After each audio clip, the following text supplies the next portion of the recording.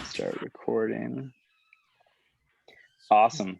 Well, Jon, thanks for joining us tonight. This is probably like 6, 7, maybe 8, our 8th talk with the Growth & Co crew. So excited to have you on and chat about some of your projects and work and yeah, kind of this post-COVID world that we're in now. Maybe start with kind of giving us, quick like background, where you came from, how you got to LA and where you're at today. Yeah, for sure. Thanks for having me, guys. I am originally from Flint, Michigan. I kind of got started like a lot of people, just messing around with friends, shooting short films and, getting into trouble, staying out of trouble in the summers. And when I went away for college, I thought I wanted to be a doctor. So I went to a school for pre-med and quickly found out freshman year that it just wasn't for me. I absolutely hated it and decided to pivot into a different direction. That pivot was moving to Nashville. I moved to Nashville and went to school for music business, which is like business degree with a focus in audio production. So I kind of did that for a bit. And while I was in Nashville, fell into the country music video world and small regional commercials as well. Kind of got my start in that market through internships and working at a camera house and a couple production companies, and worked my way up a little bit through the ranks there for a few years as a focus puller and camera assistant. And just through my interactions and meeting the people there, decided I wanted to shoot, and eventually at some point was given the opportunity. And after that first job kind of snowballed and started working a lot in Nashville as a DP. And then from there decided I wanted to either go to New York or LA, and I hate winter. So LA was kind of the logical decision there. And I've been in LA about 5 years now. Before COVID was doing the back and forth between New York and LA, and then kind of gave up my spot in New York because no one knew how long the world was going to be shut down for. So here I am today in LA. When you moved from Nashville to LA, did you have like connections and stuff already, or did you just kind of pick up? And I did, yeah. There was a my first roommate in LA was a guy by the name of TK McCamey. He's a Nashville guy. Yeah. Yeah, TK. We worked on a few things together, and he finally bribed me to come out to LA and be his roommate. So it was nice having known someone to come out to, and immediately have a good friend, and met through some of his connections, some of his friends, and you know how it goes. It just kind of the network builds from there, and you meet people, friends of friends at house parties and on set and everything. So yeah, it was a pretty smooth transition. I didn't work that much in LA when I first moved out, but kind of slow trickled in the right direction after that. Yeah, that's awesome. Yeah, I didn't know TK was the reason, because he just moved back here, actually. One of the reasons. Yeah. That's dope. That's awesome. Yeah. Talk about, because a lot of our members are always interested in representation, how that first happens, how it kind of grows and changes as you build your career. Like, talk about getting signed at first, if you're still with the same agency, and kind of your process there. Yeah. So when I first moved out, it took a while. That was one of my goals. Looking back at it now, I don't think it ever is a good, I think it's something to aspire to, but I don't think anyone should ever put a timetable on it, because one of the things in hindsight I look back at, I'm like, I probably didn't need an agent at the time in my career when I first had an agent. And so I finally, after about a year of living in LA, signed with a company called Partos, and I had a bunch of other colleagues that were there. That was one of the reasons. And I was there for a couple of years. Things didn't really work out. It was kind of like a mutual breakup. Agents are like, it's basically like, having a significant other. You either get along or you don't. And it takes a lot of work to get to that point. So, and then from there, moved to a place called Gersh, where I currently am at today. And I've been there I guess it'd be 3 years now, I want to say. So I mean, in terms of the first agent though, it kind of, you really have to, I can't not stress the importance of like, you really have to get along. It's got to be mutual, right? It can't be just like, one pursuing the other. It has to be like a mutual, thing. And honestly, like company aside, I think it's more important to get along with your day-to-day agent, because you're going to be talking to them a lot. Totally. Do you feel like you've changed or kind of grown your relationship with, are you with Patty now? Is she your main agent? She's one of my agents. I'm with Marie. Yeah, Uh-huh. Marie and Patty. Yeah. Yeah, talk more about that, of like how your relationship with your agent has kind of grown over the years in terms of how you relate with them, especially as jobs get bigger. You're maybe like looking at multiple options, schedule Yeah, wise. no, for sure. So it's interesting because it definitely grows. I think I was naive when I first signed with an agency, thinking that like they bring you all your work. That I think that's the biggest fallacy, right? It's like at the end of the day, like your previous body of work, your connections, that's probably 90% of it. And your agency, gives the extra like 10-15% push to get you the rest of it. So early on, I kind of had like that mindset of like, oh, I'm just going to get like fed constantly work and like get to choose from it. But it's a combination of like doing the jobs you don't necessarily want to do to be able to get put up for the other jobs that you do want to do, the car commercials, the whatever, XYZ it is. These days agencies, they don't necessarily want to take risks because budgets have been cut and they can't have an unknown. So they really are all about like wanting to see something on your reel. So, early on, I think it was the mindset of just putting me up for as many jobs as possible and being less selective.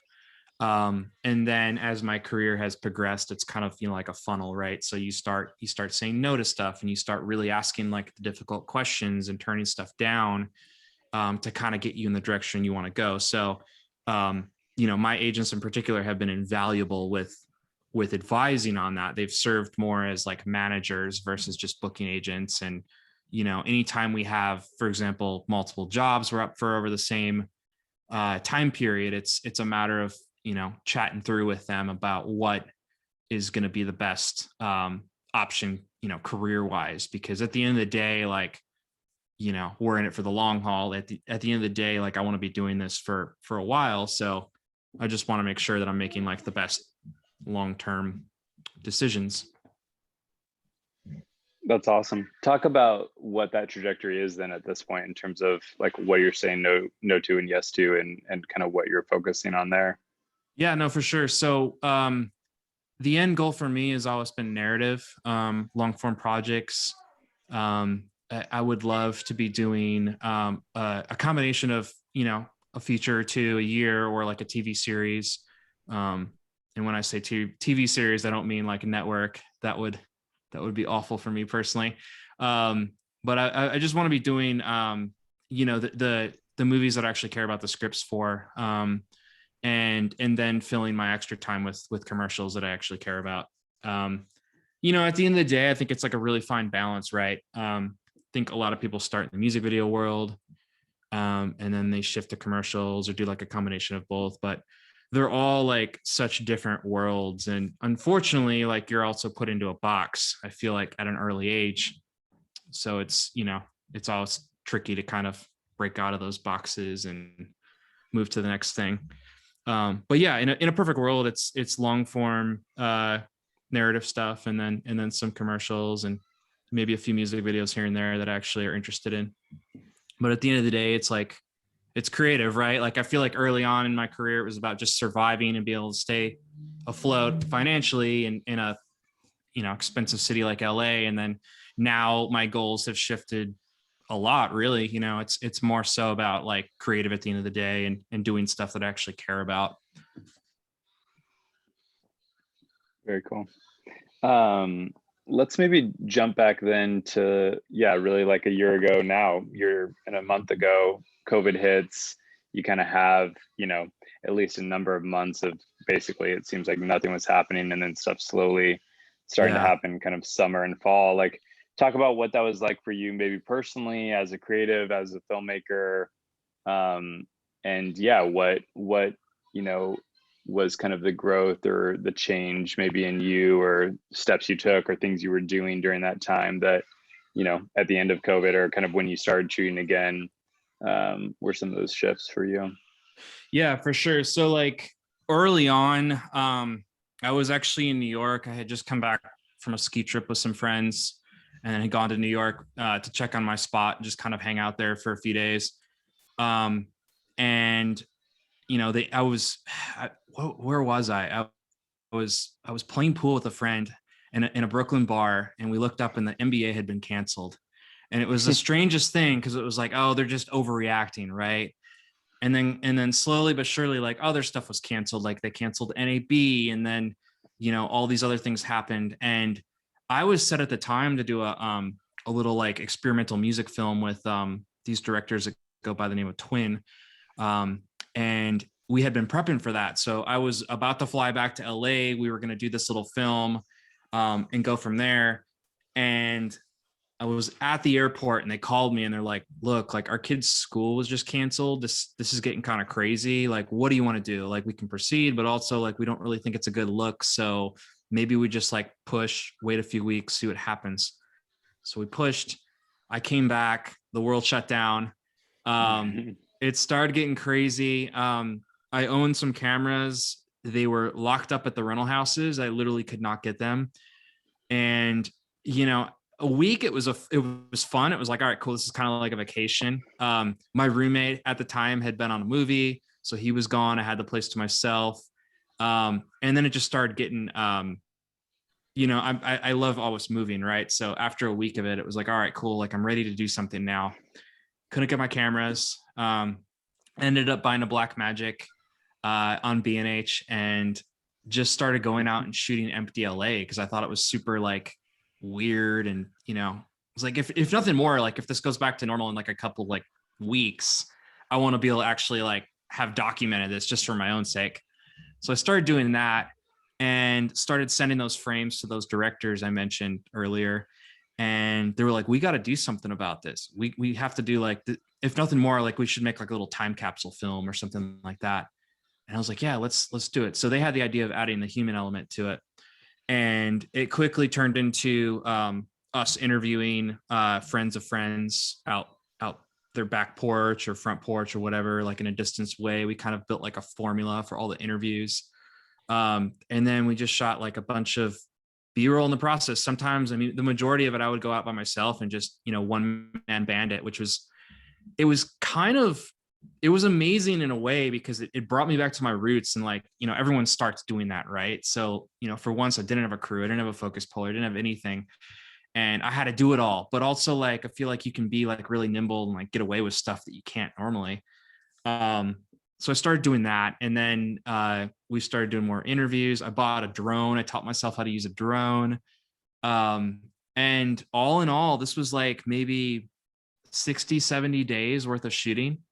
And in between, I had done a couple like COVID jobs, you know, under the table, just very small, very nothing crew, but everyone was still very unsure of what this was. But I will say I'm super, super grateful that I did that project personally, because it kind of just reinforced what I had been missing the previous years of like not going after the projects I was actually like really passionate about. It's kind of like this like awakening personally about like, look, like, you know, you suddenly have time and you start like thinking about like what's actually valuable in your career, right? Or even like your personal life, what actually matters. And to me, for this little film, it was just like telling the stories and sharing the stories. And we interviewed people from all walks of life, and ex-con, and like, you know, a single mom who like fled Venezuela, you know, pursued by like the cartel and like all sorts of crazy stuff. I mean, just crazy stories all across the spectrum, you know, filmmakers, and like, you know, a senior in high school that, you know, missed her entire senior year, that sort of stuff. So hearing these stories was very like cathartic, and also kind of inspired me to do more little projects that I actually cared about. And then after that, stuff started opening back up. I think my first shoot back was actually a pharma job, with a director that I've worked with before. And, no shame at this point. Everyone was kind of just like, look, like we'll take whatever we can, like we're just all trying to pay our bills at the end of the day. So I was just grateful for the work. And then kind of after that, it turned into, stuff started, we started figuring out as an industry, the testing situation, and stuff started like slowly opening after that. I went to New York. I spent like probably a month and a half there during the fall. And that was a great time to be there. But yeah, I mean, it sounds silly, but that little short really like pushed me to, as a creative, really rethink a lot of things. And I'm glad that like last year, it was a really rough year, but I'm glad last year happened, because I think it's kind of been like this like catalyst for a lot of creatives. You think that shifted your mindset in terms of coming out of COVID too a bit, like what you're gonna prioritize? Yeah. No, I think so. Well, yeah, 100%. Yeah. Yeah, I feel the same way too. Feel like it shifted things and just makes you reprioritize and think about, okay, what do I need to take in my career that I think is important, or maybe making time for those passion things instead of just taking a money job. Yeah. And also too, I think just like being like even more grateful for the career paths we have, like it's super desired. I mean, there's so many other jobs we could be doing. We could be working construction or something, like it's crazy at the end of the day. It was kind of like, yeah, like we get paid for this, Yeah. At the end of the day. For sure. Yeah. Awesome. Yeah. So like what, kind of talked about like the narrative and kind of commercials moving forward, but like maybe what more specifically are you looking for when you get briefs or jobs, coming your way? Like what's the turn on where you're like, hell yeah, like I'm going to go pursue that. Whether it's creative, whether it's, directors, maybe even just scope of what the project is. Like what are the big pieces there for you? Yeah, I think above all, it's creative. And by that, it's creative that challenges me. I love working with directors that are reasonable, right? Like they know what they want, but also like directors that push me to like try new things, or, at the end of the day, I'm putting my stamp on the project, but they're pushing me to like think outside the box a little bit, Totally. Yeah, that's awesome. So you've done some killer breakdowns, which we'll kind of send people the links to those, like especially the weekend stuff. Maybe hit the weekend stuff a little bit. I mean, you've done like the actual like lighting and some of the pre-pro, but maybe just like experience wise, was it Micah who was directing, I think? Yeah. Micah yeah. Bacon. Like working with Micah, like Vivo as a whole, like talk about that project a little bit. Yeah. Just kind of learnings from it, creative problem solving through that. Yeah, so that was a really interesting one. I was back in New York in the fall, and Micah hit me up. We had a beer together, and he's like, "Hey, I have this job I really, really want you to shoot." And it was at this point like a month and a half out. I was like, "Micah, why are you telling me about this now?" Yeah, he kind of broke down the concept for me. It was 3 kind of hybrid live music videos. I think it's unfair to call them just performance videos, because there's so much more complex than that. Just visually, I hear performance video and I want to pull my hair out, It's like, that's not, no offense to anyone that shoots that kind of stuff, but it's just not me right now. And he asked me if I was interested, and I read through a lot of the creative with him, and, we kind of talked visual references right off the gate. And I was super, super interested, and of course agreed to do it. And it was a job that required a ton of prep, a ton of pre-pro. I've since learned over the last couple of years that I kind of gravitate towards like those really like technical jobs, because they challenge me. And this was certainly one of them. The most interesting one of the 3, I think, was involving 3 different sets of different sizes. We had like a micro size one that was, the size of like a large map box. And then we had this medium-sized one that Abel the Weekend and Kenny G actually got up inside of. And then we had like a full-size room behind it that, you know, everything was to scale, right? Like everything from like the tile to the lights to everything. We had this incredible production designer. His name was Tyler. And they did a really good job. But that job in particular really pushed me and my crew. I was able to work with, you know, some of the best in the biz, like the crane op I had. I really like relied on him to, you know, bring his stamp on it. You know, he did like La La Land, First Man, and movies like that. So he'd been used to working with like big budgets. We didn't necessarily have like a massive budget on it. So we kind of had to work within our constraints. But, you know, Micah originally had the idea of like pushing through all this stuff. And at first I'm like, all right, yeah, right, man. Like this can't be a oneer. Like we have to bake a cut into here, you know, into this video at some point. Cause that's kind of his thing with the Vivo videos, right? Like he wants to shoot oneers, which is super cool. I think it's very challenging, especially in that world, but I'm just like, literally we're working through it with the crew. And we just couldn't think of a way to do it. Originally we were going to do a Scorpio, which is like a techno crane with a matrix head, which allows you to like push through things.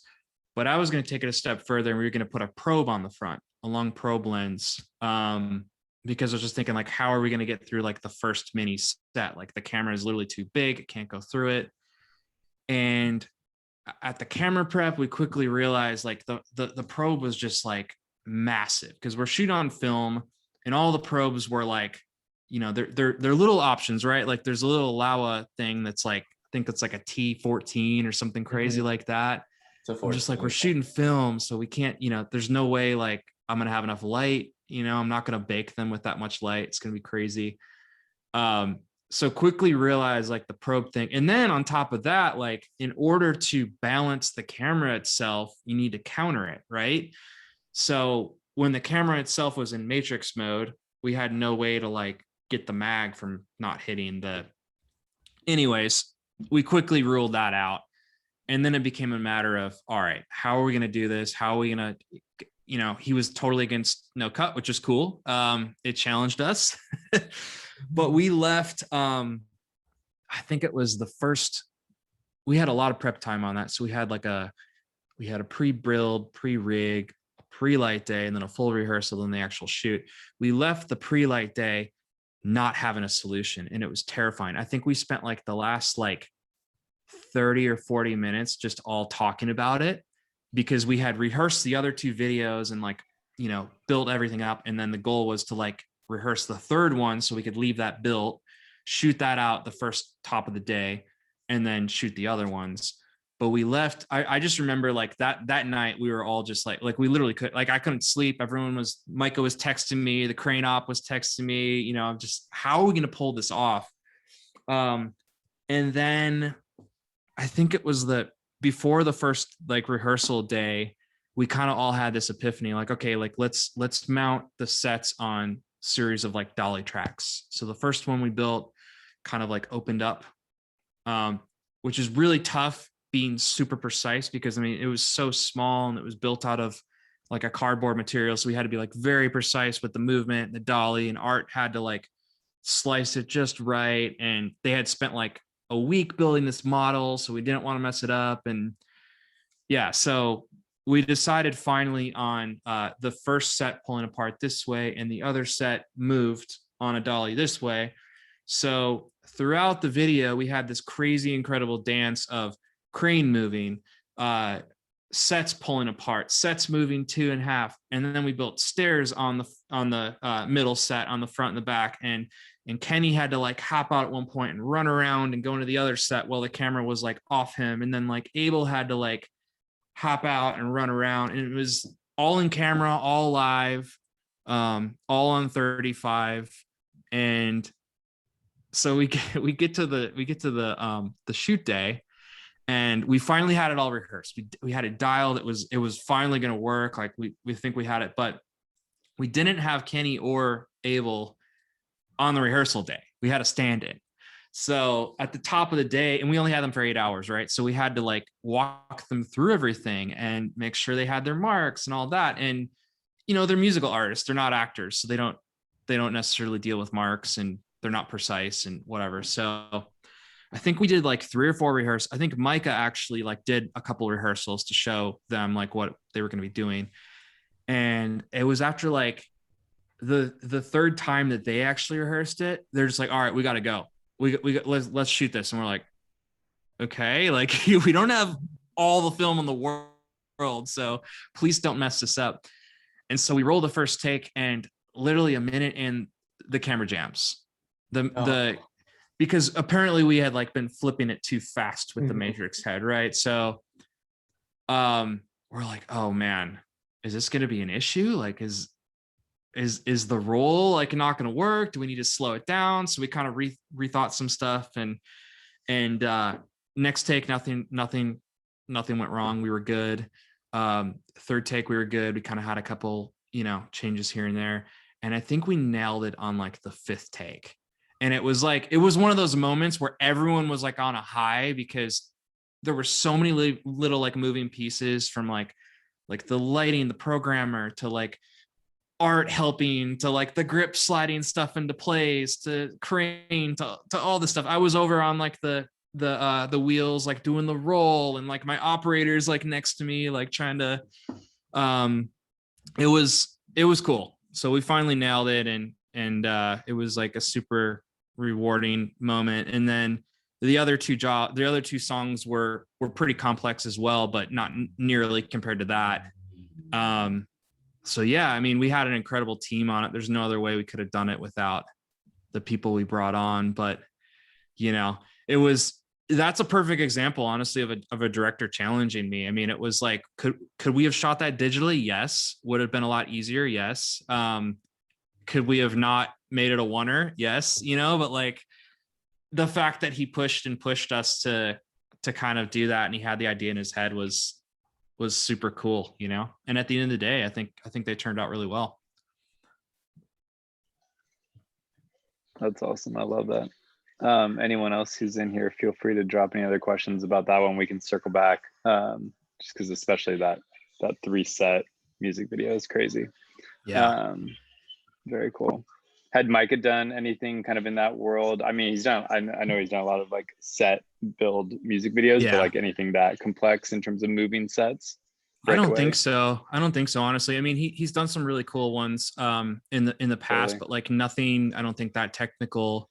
The thing he kept stressing with me even early on was like he wanted the room itself to be a character, and he wanted each video to feel different, right? So like that one was like a little more neutral looking. We played with the color red a lot with the backdrop and the walls. The video we did for Faith, the room actually bleeds, it like comes to life. So we played with that, and like the color of the overall lighting is very green and grimy, and like it feels kind of like Fight Clubby. And then the final video we did was kind of like a Spike Lee shot, right? So it's like The Weeknd kind of like moving through space as the camera, and that was another one too. He was like, hey, so at the end, I think the camera needs to like 360 around him. Like, okay, well, that eliminates crane, that eliminates like, what are we gonna do? And so we built a little like grip tricks rig with a platform and pushed the Steadicam through the place. But yeah, it was definitely a complex set of videos. It was cool. And Kenny G, I mean, come on. Yeah. That was the best part. Killer duo. I love that. Nice. Let's maybe talk about the Doja Cat. You did a breakdown on that one as well. Yeah. So don't feel like you have to necessarily hit the same pieces there, but yeah, maybe just experience overall, kind of creative problem solving on that one too. Yeah, for sure. That was an interesting one because we didn't have time on our side. Which is the opposite of what I just told you. Like the Weeknd one was like a ton of time to plan and prep. It came up really last minute. I was on a 9-day doc I was helping finish for a director friend of mine. Had like no crew. It was literally me and my first, and we hired like a local gaffer in every city, but it was like 8 different cities, flown all over. And my agent calls me. She's like, "Hey, I have this video for this artist Doja Cat. Have you heard of her?" And I was like, "Yeah, vaguely, whatever." Um, and it came up, and I really liked the visual deck. I thought it was cool. The treatment, I see so many treatments that are just, they don't excite you, and you're like, yeah, like whatever.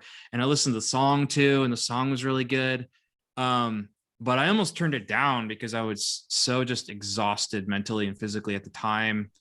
But I think it was actually my first that like really pushed me to do it. It was like, no, like if like this looks sick. Like if you're interested in it, you should totally do it. So we booked it. I flew back that night. I literally rolled into a tech scout the next morning. We did not know we were shooting. Like we had like roughly locations, but they weren't like locked. Ended up, it was 2 overnights. So it was like a tech scout and then literally shoot after that. And it was a lot. It was so much to do. Like we definitely should have had a pre-light for like the first scene with the taxi and all that. It was just like so much going on. We had all sorts of challenges. Like the production designer had made a mistake in like the top of the first set, the storefront where she's actually like performing. His carpenter had made like a solid ceiling, so I had no way to light her because we had like real glass in front of it. So we had to creatively problem solve. Like my grips had to come in with a solution, and it had to be like art friendly and look good for them. And was that just but magic yeah, cloth then that you went overhead? I think we actually did no, it was either magic cloth or it was this this material we had used as like a projection, like almost like a rear projection material on the backside. I can't remember what we settled on, but it was one of the two. We just wanted something that was going to be like even, Yeah, and those seams too, because a lot of times I found with those rags when you use them, there's like a massive seam, and you're like, ah. That was the problem. So yeah, we problem solved it. It was 2 very long days. I just so happened to we could the one thing on the scout that really freaked me out. We couldn't find dimmer board op anywhere in LA. Like all of my normal people were booked. Their referrals were booked. And so I went out on a limb and I actually reached out to the guy that did the weekend videos, and he's in Texas, and his name's Josh. He's amazing. He comes from like the live touring world, right? He does like Chainsmoker, like big arena tours. So he's used to like that world. But Vivo's actually brought him in to do like a lot of like, more cinema stuff. So call him up. I was like, hey man, you told me in the last one, you actually want to do like more cinema stuff. So I've got an opportunity for you. Are you going to be in LA by chance? And he was like, well, I wasn't planning on it, but I can be. So, I had production book him. Like, I think I like covered his flight or something, like get him out, and couldn't have done it without him. But, it was just, it was a situation where I didn't necessarily have the luxury of a pre-light. So we were kind of like programming on the fly. I think we programmed a lot of the sequence like an hour before we actually rolled, and he had been working on it, until like everything showed up. It was freezing cold. It was like 48 degrees in LA those 2 nights. She's a hell of a performer. She was such a trooper. The scene where she's on top of the car, like you literally like see her shivering if you look closely, because she was just getting pelted with cold water. She's, her dress she's wearing is like, very like revealing, and she's just shivering, right? It was horrible, but I think it really like added a lot to the story. And I give it to Chris, like the director. He had all of this in his head. He had the concept and like the transitions and all that. So he was very decisive with what he wanted, and like we were able to like quickly roll through everything and make like quick decisions on the fly to kind of accommodate the crazy schedule. Because even though we had 2 days, it's like everything goes so quick. It's you can never have enough crew or money or toys. Yeah. I mean, I worked with Chris like a week after that, and I feel like we chatted. When you got brought onto it last minute too, like talk to me about that process of getting crew together, gear together. What did you have to fight for that like saved your ass, like your dimmer board op? Like, yeah. A lot of times as DPs, we're doing that on the front end or back end, just like fighting so hard to make those small decisions that make everything about the project. Yeah, and picking your battles too. I think that's like a super important lesson that everyone has to learn at some point. You know, it's like, what do you fight for? What do you actually need? What can you get away with not having? Yeah, it's interesting. I think we had a crane. I don't know if I think I had to fight for a crane too. Maybe that was already initially in the bid, but you know, it was after the tech scout, there was a talk of like Steadicam or crane or both, and I was like, you know what, I think like 90% of this could be done with the crane. I think it's an invaluable tool. It like allows you to move really quickly. So that was one of the things that I fought for. I brought in an operator that's, you know, become a good friend of mine. He's done movies like I, Tanya and like of that caliber, right? So super precise. I love that, you know, that's another thing that I had to fight for, a camera operator, because in situations like that, like I love operating, but you know, there's so much complexity to a shoot like that. I don't want the blinders of operating on while I'm trying to manage the big picture. So I brought on an operator to do that, and you know, was able to think ahead with my crew and kind of like leapfrog ahead to the next setups and start like telling them how to light them and, you know, what we needed to change up and whatnot. So yeah, I think in the case of that video, I had to fight for the crane and you know, dimmer board, enough crew. Like originally it was like, you know, everyone tries to underbid each other, so it was like half the crew we needed. So, you know, of course, like my guys and gals are coming back with like, oh, we need like keys +8 or like something, you know, something big like that. And production's like, no, you get like keys +2. And then like somehow there's like a compromise that happens, right? And I let them handle a lot of that because those are their departments. And I think that, you know, I think a good leader kind of just like only gets involved when they need to. And I let them manage their departments. But the other thing too was like a second camera unit that, you know, was originally like bid for. They really pushed for it. Like they wanted to shoot 35 originally, and I thought it would have been great for the project. In hindsight now, like I don't think it would have worked, just with how quick we had to move, and also the fact that we were like a lot of like night exteriors. It had more than enough light, but it's just another element, you know. It's a different workflow for sure. Yeah, it's a different workflow. And I think that only some directors can handle it. 100%. Not that this director couldn't have, but you know, it's just it's tough to tell. And I don't necessarily want that to be the shoot that, you know, we make that mistake on if it goes wrong. But yeah, like I think fighting for things like that are like super important. And also you know, in hindsight, like we also wanted a pre-call. I think that would have been like really smart on the first day. They weren't able to give it to us.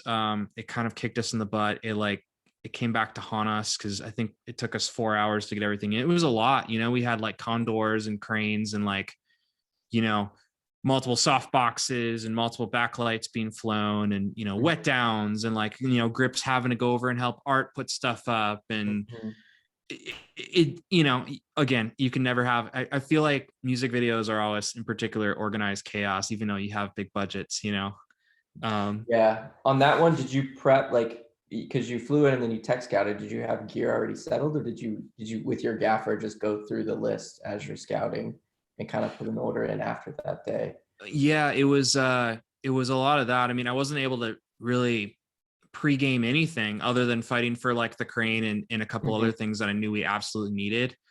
Yeah, I don't think we could find, like there was a problem finding like a stabilized head, and like all the cranes were booked and stuff. We had, there was a lot of back and forth that, you know, I've tried to erase out of my memory, all the fights I've had to have with production. But you know, like I think that yeah, like the crew thing was also tough last minute. You know, LA got really busy this year.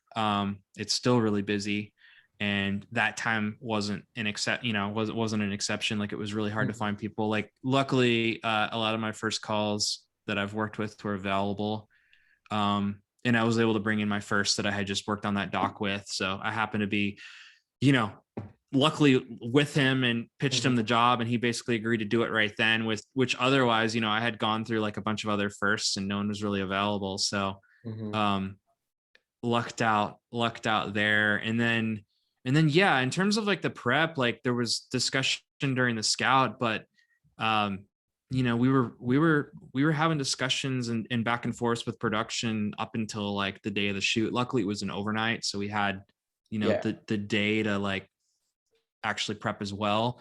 But yeah, you know, I think anyone can benefit from learning that lesson of like fighting the right battles. You know, there are some things that you don't necessarily need, you know, there's other ways to do it. But yeah, so that was a really crazy one, just getting thrown into it. For sure. It turned out great. Thank you. That's awesome. Very cool.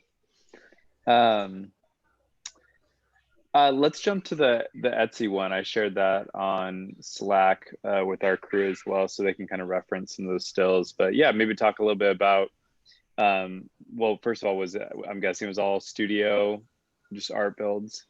No, actually on location the entire time. Okay. Yeah. So maybe just production design, but obviously then kind of the look you guys went for is obviously a strong visual language. Yeah. So that one was with a directing duo called Similar But Different. They're over at Smuggler. They were really good to work with. It's two girls that one's based in Toronto, one's based here in LA. Danny, the one in Toronto, was unavailable to be there in person, so she was kind of like remote the whole time. But it was cool because she was able to handle the client side of things, and Charlotte, the other director, was able to be like in person, working hand in hand with me and like handle like talent stuff like that. So it was cool. It was like a divide and conquer thing. Initially, we had two options. And this kind of hits on the importance of like location, right? Like how it can be a hindrance or really help you. We had two houses to choose from. One was like more modern, and more of like the dream house, right? But there was something wrong where like it was going to be like a lot more art, I want to say, and we couldn't like pre-dress it or anything like that. So, you know, that was kind of the hurdle there. We found this other house that it was like way out in Santa Clarita or somewhere like that, and it wasn't really like the right vibe. But the perk of it was Art was able to get in like a couple days before and like paint walls and like do that sort of thing. So we ended up settling with that after the tech scout. I was able to go on the director scout. I love doing that when I can, because it kind of helps inform some of the choices. I can make call outs early on in the process where it ends up saving them time and money. You know, sometimes directors don't think through the eyes of a DP and like what would be beneficial for a project. So they invited me on the director scout.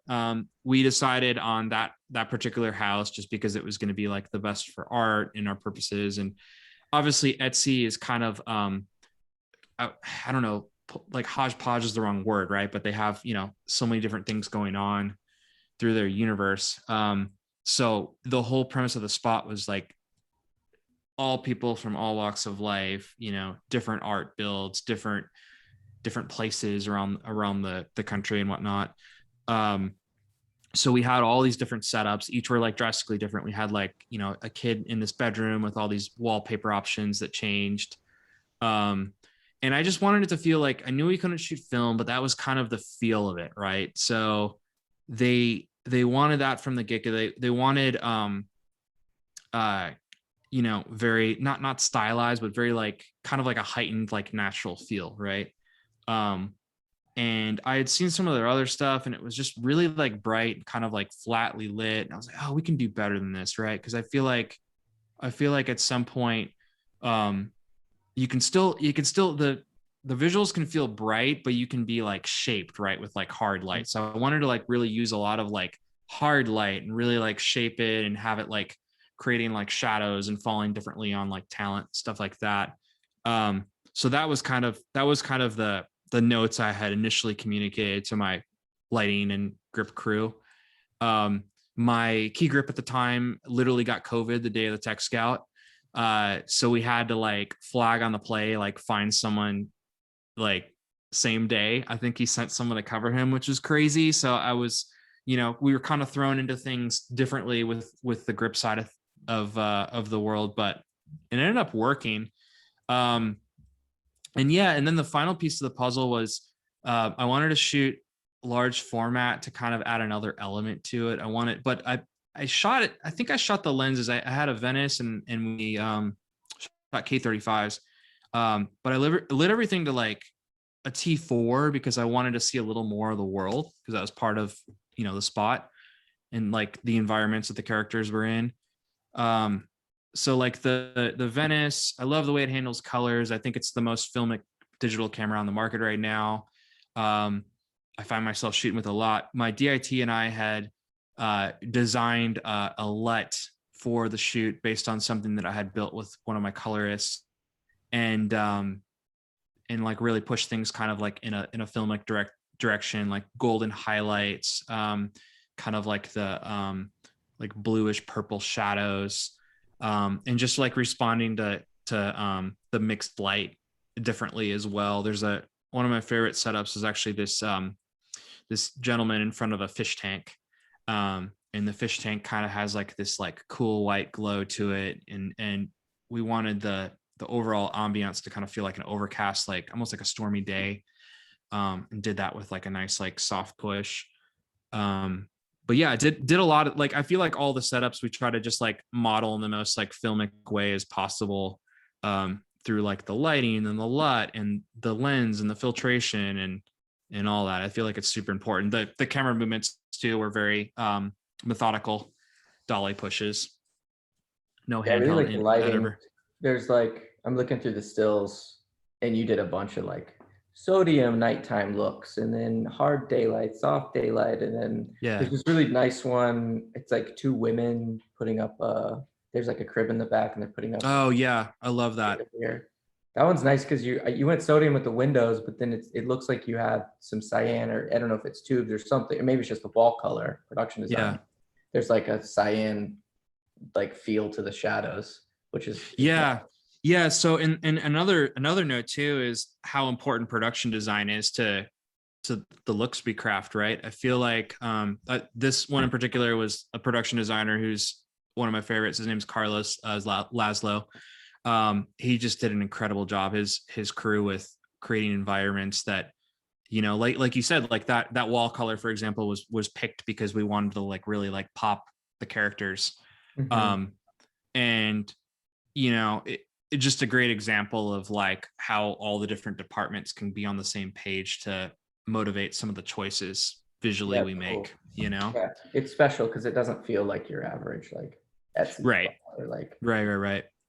Yeah, and that setup in particular you called out, like I forgot what we ended up doing, but I think we did like a T5 or something outside with sodium vapor, like a sodium like warm sodium feel.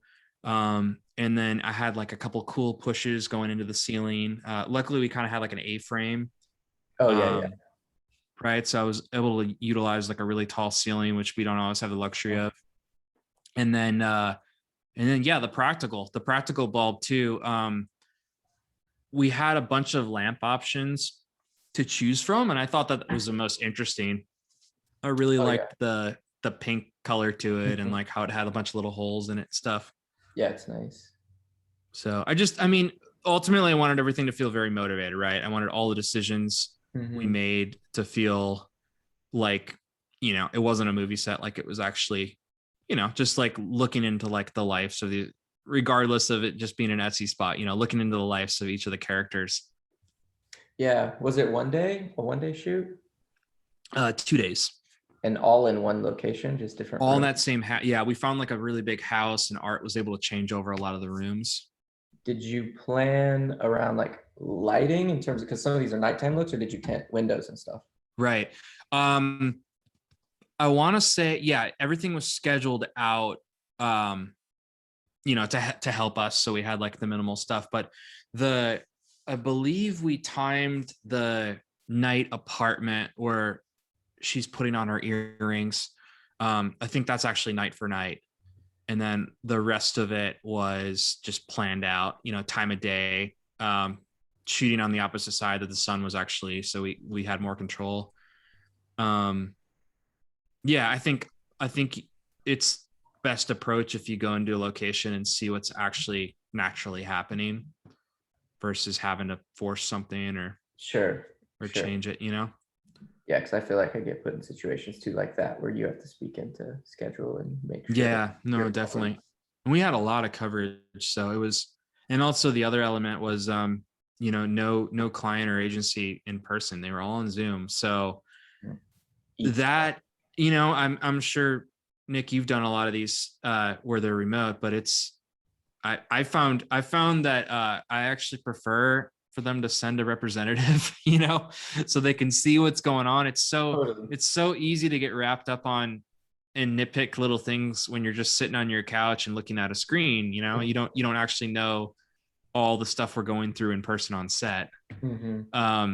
So that was another element.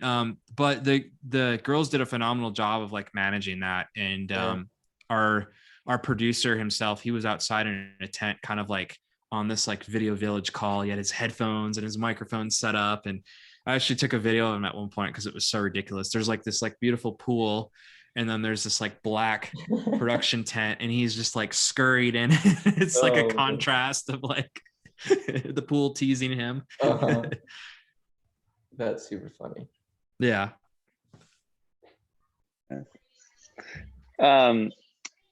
Very cool. So yeah, we'll do a couple more questions here, and then if anyone else has anything to drop in. So talk to us at this point in terms of like your process, the questions you ask. A lot of what we talk about on Slack, and even when the cohorts meet together, is for sure in that like prep, asking the right questions, some of what you've already touched on. But talk to us about like advice you'd give yourself 5 years ago when budgets are probably less than what you would, for sure be having today, but less for the project itself, right, in terms of the gap of like creative and how much you actually have to work with. So yeah, what kind of advice would you give to people who are starting to hit smaller commercials, starting to hit projects that have bigger creative, goals, but don't always necessarily have that budget, or even maybe the people, the talent around you, to help pull off some of those things?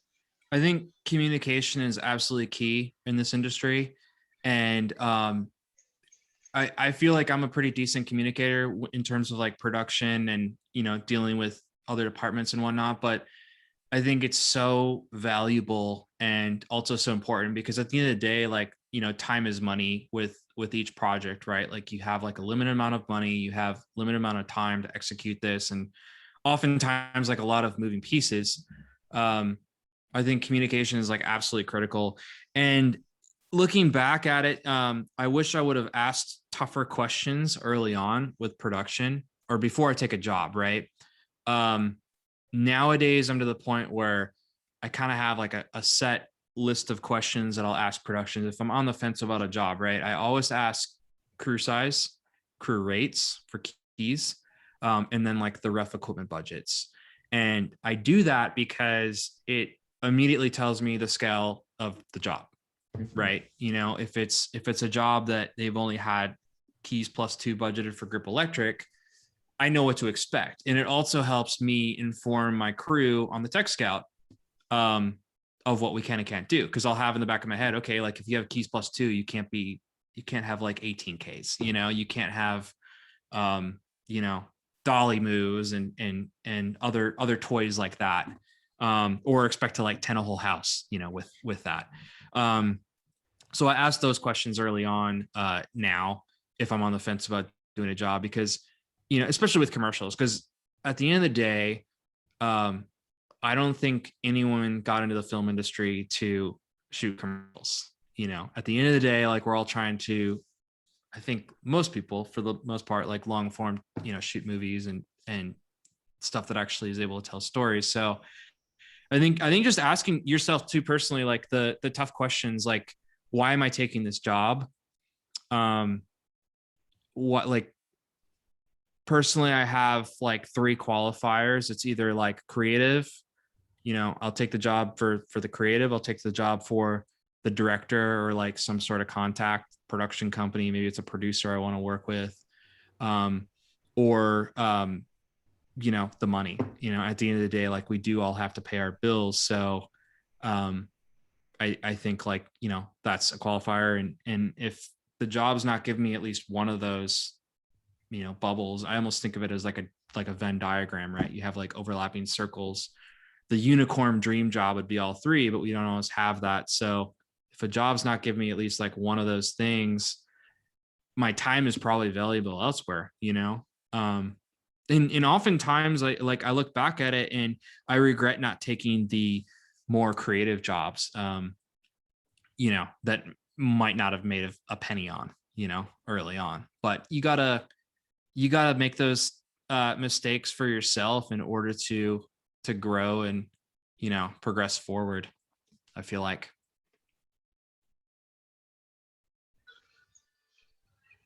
Very cool.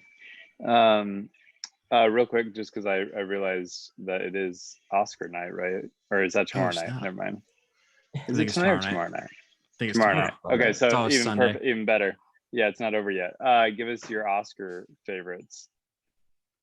Oscar favorites. Okay. Minari. On a weird year, right? Okay. Minari, all the way. Minari and Sound of Metal are my absolute favorites. I know it's unpopular to say that you didn't like No Man Land, but I just didn't like it. I thought it was too full of itself personally.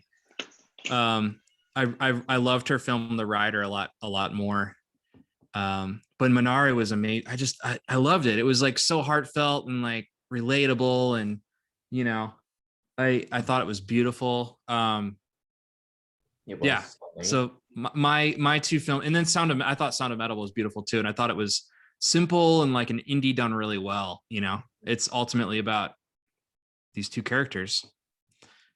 So those are my two favorites.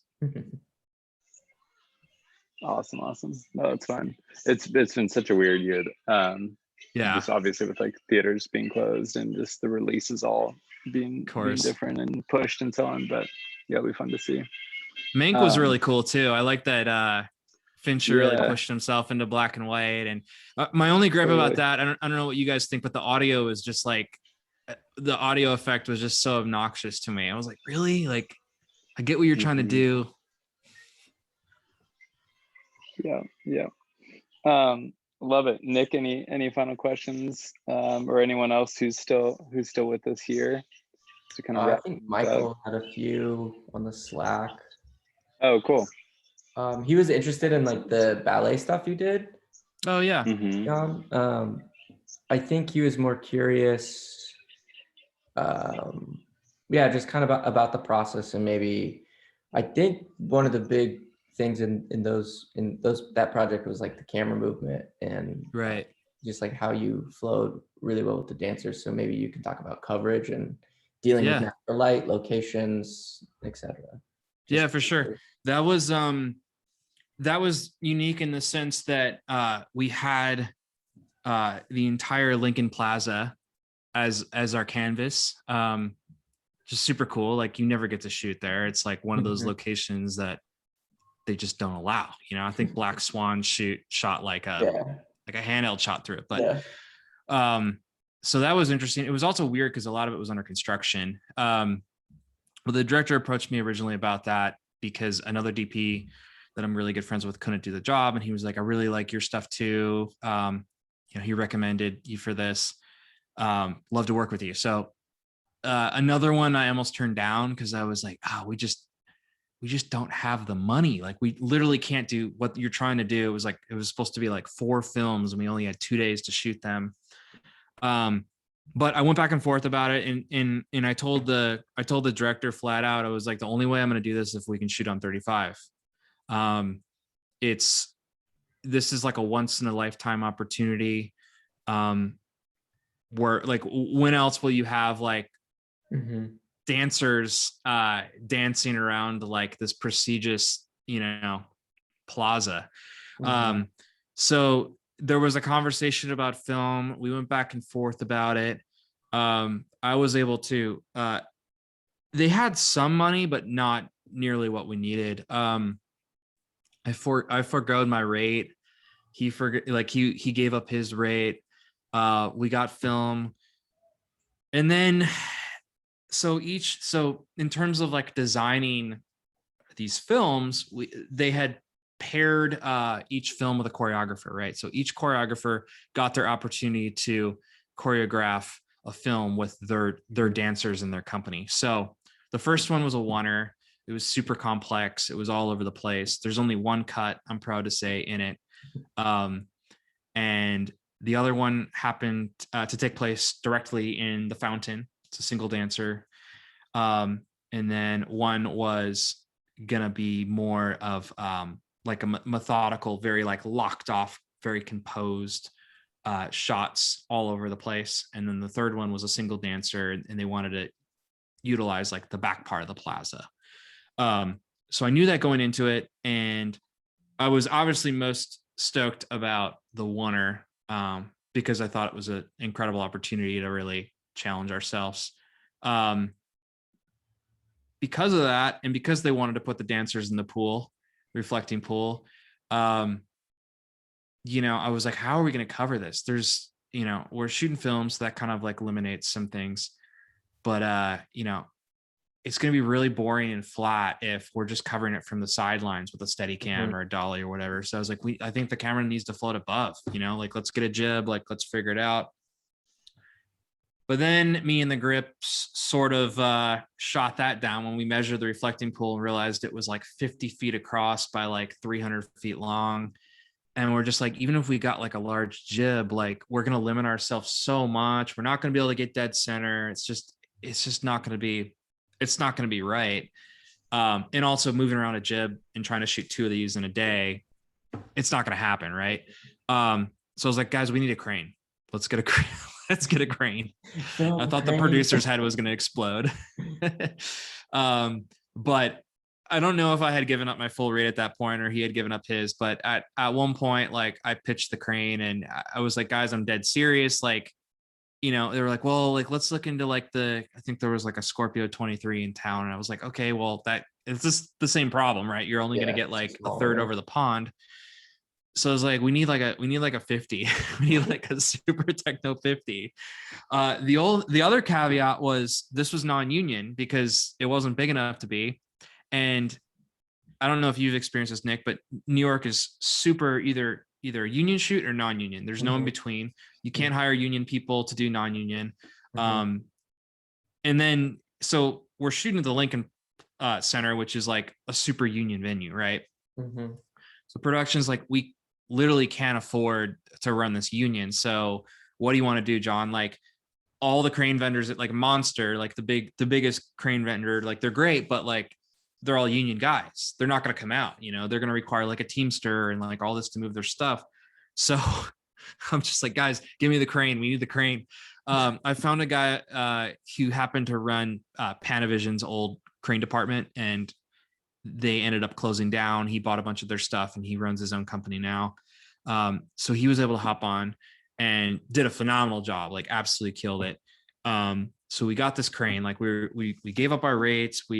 The production company, I think even like they were going to take a little fee, like they like gave up their fee. It was very much a labor of love to like make these things happen. But all that to say, we had bare bones. I mean, I had no lighting. I had this entire plaza, which, it seems lovely. Just plan it out, right? Plan it out at the right time of day. Well, it's easier said than done when you have, dancers and like the complexity of like the Lincoln Center telling you when each group has to do their performance, right? Like you can only get in at like, 8 a.m. or 7 a.m. or whatever. And, oh, by the way, you can't put that crane in that grove of trees because those trees are like donated by like Chase Bank, and each one was like $1 million and like exclusively planted, right? So it's like all these little like things you have to, the crane's too heavy. We can't roll it on like the special, the tiles have been like imported over from Italy, and like we can't crush the tiles, and just all the like crazy little restrictions that go into like shooting at a venue like that, just pile on the fact that we didn't have really the money for half the stuff we had.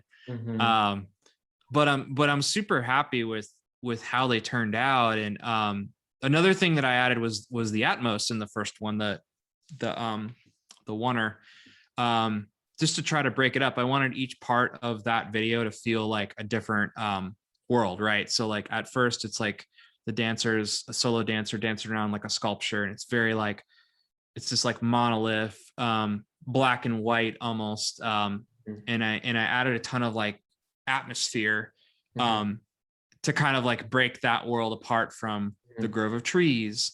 And then I wanted the grove of trees to have like rays of light. So we had to like plan that at the certain time of day where like the rays were coming in. And then, oh, my door just blew. Never mind. Like someone's outside. And then at the end of the day, you know, we had planned and choreographed this. We did like days and days of rehearsals, which is each of the choreographers. And that one in particular, she was like super collaborative, and like we would throw stuff back and forth to each other, right? Like, well, maybe the camera shouldn't move at this point, you know, because it doesn't feel motivated. So it was cool to kind of like have all of the back and forth with all these different people. Up until that point, I'd never worked with ballet dancers before. I had done like other dance stuff, but like it's a whole nother world, right? Like they're focused on things that like you and I would never care about or never even see, you know? So they're also focused about like their form and their technique and all that. So it's like, that's more important to them than necessarily like the timing or like the choreography, right? It's more like improv in certain moments. So we kind of had to all adapt and teach each other like certain ways of like working. And yeah, that was a really fun project. Each film was supposed to feel different, right? So like the one in the water we went for a more like hyper saturated feel with the color grade. And it's dealing with, you know, this single dancer and like his movement's different than like the oneer and like than the other two. And yeah, that was a fun one. That was very difficult, but I think at the end of the day, we got some really cool ones. Oh yeah, they were stunning for sure. Very cool. Very cool.